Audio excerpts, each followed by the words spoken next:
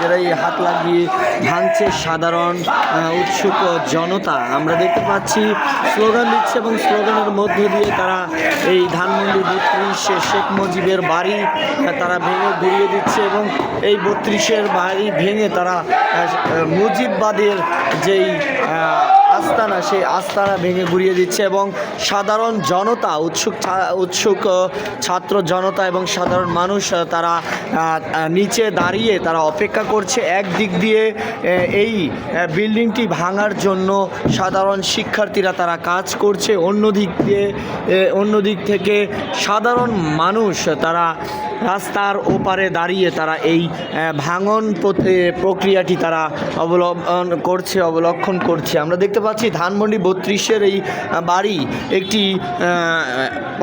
একটি শ্মশানে পরিণত হয়েছে। এই বাড়িটিকে ঘিরে সাধারণ মানুষের মাঝে যে ক্ষোভ, যেই অস্থিরতা জন্ম নিয়েছে, তারা জানিয়েছে যে এই 32-এর চেতনাকে ধারণ করে একজন নারী নিজেকে ফ্যাসিবাদ এবং স্বৈরাচার হিসেবে একটি নিকৃষ্টতম জায়গায় পৌঁছে নিয়েছে। তাই তারা এই বাড়িটিকে আর রাখতে চায় না। তারা এই বাড়িটিকে একটি খেলার মাঠ হিসেবে তারা দাবি জানিয়েছে সরকারের কাছে এবং তারা জানিয়েছে যে এই মাঠ তৈরিতে যত অর্থায়ন লাগে তা সরকার এবং সাধারণ মানুষের চাঁদা দিয়ে এই বাড়ির এই ধানমন্ডির 32টিকে তারা একটি খেলার মাঠ বানাতে চায়। আমরা গতকাল